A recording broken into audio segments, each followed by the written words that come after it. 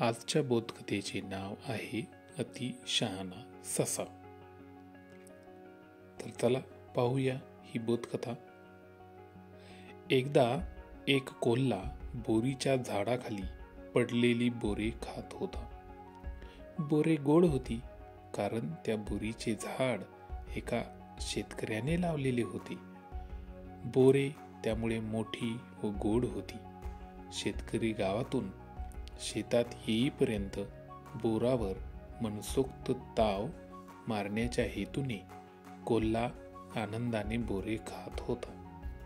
तेवढ्यात तेथे एक ससा आला आणि कोल्ह्याला म्हणाला, "काय कोल्हे दादा, इथे असली बोरे काय खातोस?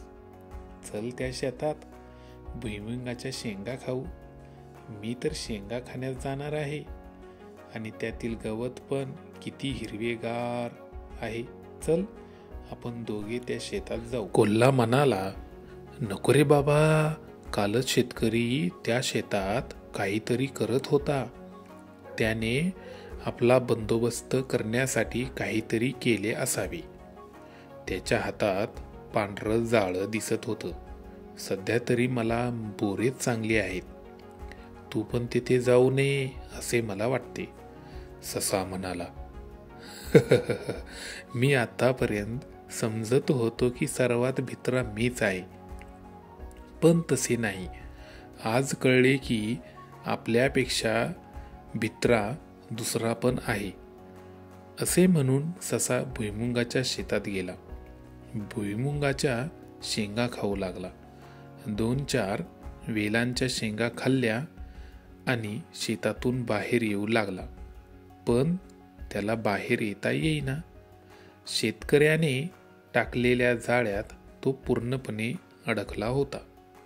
तो कोल्ह्याला आवाज देऊ लागला, पण कोल्हा कधीच पळून गेला होता। सशाकडे कोल्हा न येता शेतकरी आला व त्याला पकडून घेऊन गेला। तर बघा बालमित्रांनो, ही गोष्ट तुम्हाला नक्कीच आवडली असेल। तर आजच्या या गोष्टीचे तात्पर्य काय? तर दुसऱ्याचा सल्ला सुद्धा कधी कधी फायदेशीर ठरतो। कोणी आपल्याला सावध करत असेल तर ते लक्षात यायला हवे। अशाच नवनवीन गोष्टी ऐकण्यासाठी व पाहण्यासाठी चॅनलला लाईक, शेअर आणि सबस्क्राईब करा। धन्यवाद।